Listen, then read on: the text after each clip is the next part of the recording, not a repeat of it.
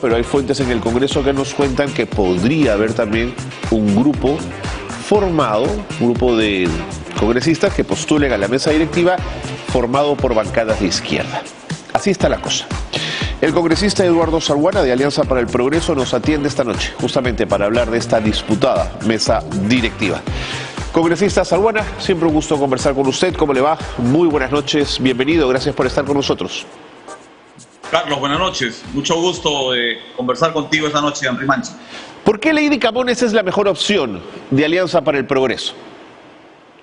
Bueno, como tú bien has informado, el día de hoy hemos sostenido una larga reunión de trabajo en el local del partido de Jesús María, con el Comité Ejecutivo Nacional, la bancada y el líder del partido, el ingeniero César Acuña, y se tomó la decisión luego no solamente de consultar con la bancada y los miembros del Comité Ejecutivo Nacional, sino además se ha tenido una conversación inicial con varias bancadas parlamentarias en donde hemos encontrado bastante receptividad a la candidatura de Lady, que es una destacada parlamentaria que ha ejercido el cargo de primera vicepresidenta y lo ha hecho con sobriedad, lo ha hecho con prudencia.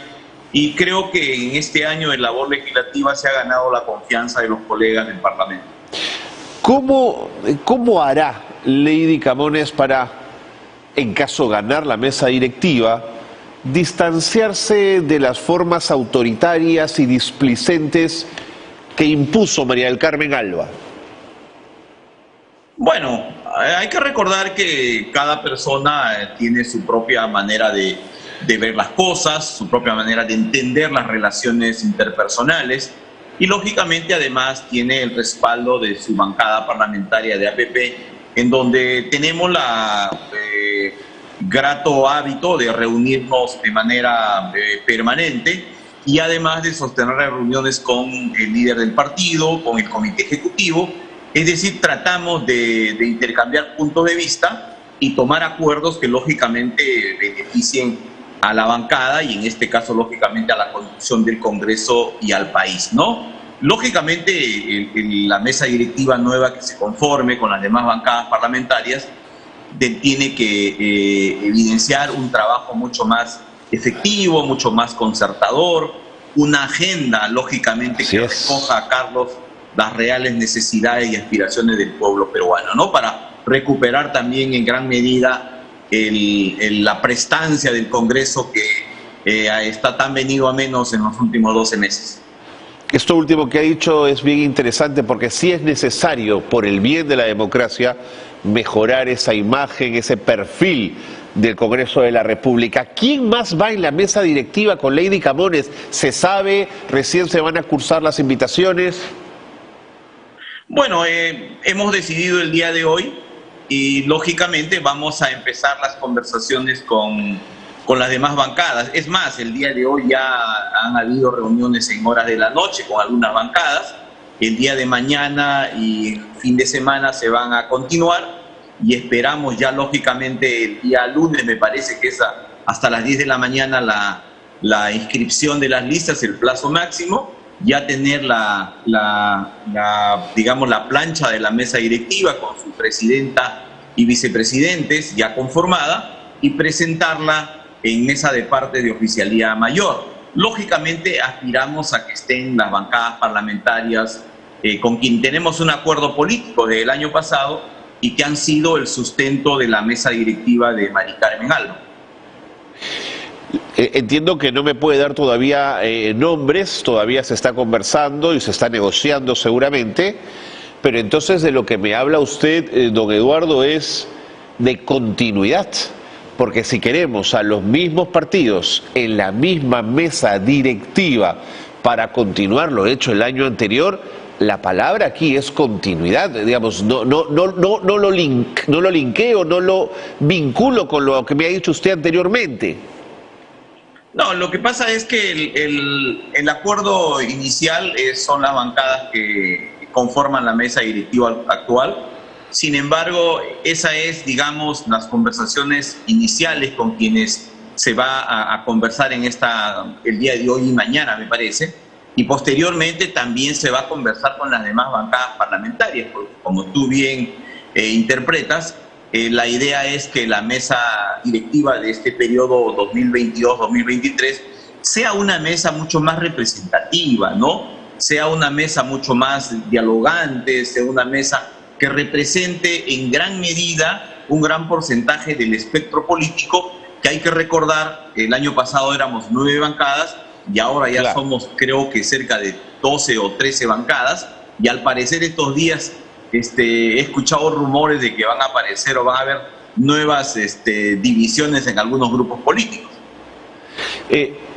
Congresista Salguana, más allá de las calidades personales de quienes puedan disputar la mesa directiva del Congreso, ¿sería una pequeña, mediana o enorme preocupación para usted que la mesa directiva esté en manos del partido del Ejecutivo? Mira, yo lo que creo es que por conveniencia de la democracia, al menos en este escenario de incertidumbre, en este escenario de un gobierno que lamentablemente no solamente camina sin rumbo, camina sin un norte definido, sino que además está acompañado el presidente de funcionarios muchas veces que carecen de las competencias y la experiencia y el expertise en los cargos públicos que se designan, y peor aún con los indicios de corrupción que lamentablemente vincularían al propio Palacio de Gobierno. Creo que resulta importante para el equilibrio y para la estabilidad de que la mesa directiva o la presidencia esté en manos de la oposición. Obviamente, Carlos, creo que esta mesa tendrá que ser dialogante, tendrá que ser propositiva, y tendrá que ser también un Congreso que ejerza con firmeza sus labores de control parlamentario. ¿Pero usted no cree que ese 12% de aprobación que tiene el Congreso lo tiene justamente porque su mesa directiva del Congreso no supo mantener el equilibrio ejecutivo-Congreso, sino que fue por momentos muy agresiva con este? No niego las responsabilidades del Ejecutivo, que tendrá que responder por ellas, pero no percibimos a un Congreso dialogante, o su percepción es otra, don Eduardo. No, mira, yo lo que creo es que en democracia tenemos que saber reconocer cuando los actores de manera individual, como el colectivo institucional, hemos cometido algunos errores, y hay que saber evaluarnos de manera autocrítica. El porcentaje abrumador de más del 80% que desaprueba el Congreso, obviamente es por algo. La ciudadanía tiene un desencanto con el Parlamento, tiene un desencanto con lo que llamamos el primer del Estado.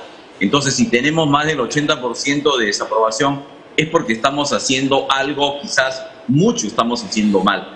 Y parte de eso es lo que tú dices, ¿no? Yo creo que por más oposición que uno sea, nunca puede perder en democracia la esencia de que los poderes tienen que colaborarse entre sí. O sea, el haber construido un sistema democrático con poderes que ejercen diferentes funciones no es para que haya una confrontación per se, sino que la naturaleza tiene que ser de colaboración, de respeto, de oposición constructiva y propositiva. Creo que por ahí es lo que ha faltado en estos últimos 12 meses. Bueno, creo que sus palabras nos dan la esperanza con Lady Camones quizás de poder tener más diálogo, que es lo que necesitan los poderes del Estado. Valioso. Ahora, se está discutiendo en este momento en el Congreso de la República un proyecto de ley que permitirá al Congreso suspender en sus funciones al presidente de la República. ¿Qué opinión le merece este esfuerzo? Es una ley con nombre propio, es evidente. ¿Qué sensación le deja? Yo lo que creo, Carlos, es que cualquier propuesta vinculada a afectar el normal desarrollo de los plazos constitucionales deben tener una fundamentación jurídica sólida, por un lado, y segundo, debe tener el respaldo no solamente de quien la plantea, sino debería tener un respaldo previo de por lo menos un sector importante de las bancadas parlamentarias. Caso contrario, terminan siendo iniciativas individuales, iniciativas emotivas del momento, que muchas veces carecen del sustento necesario constitucional, porque hay que recordar que vivimos en un Estado de Derecho y más allá del episodio del gobierno del presidente Castillo, ¿no? Que yo tengo un mal concepto, pero cada uno tendrá el suyo. Por supuesto. Tendremos que ver el decurso de la historia, no solamente podemos quedarnos en el árbol, sino hay que ver el bosque. Por ejemplo, el caso de las vacancias presidenciales, en mi concepto, fueron planteadas de una manera apresurada, como iniciativas individuales, y que al final fueron rechazadas mayoritariamente. Y quizás ahora, por ejemplo, un escenario mucho más complicado, con indicios de corrupción que alcanzarían Palacio de Gobierno, quizás el resultado hubiese sido otro, ¿no? Pero lamentablemente se manoseó la institución y se plantearon de manera apresurada, ¿no? Por eso creo que estas iniciativas deben ser bien pensadas, bien razonadas y planteadas con un sólido sustento jurídico constitucional.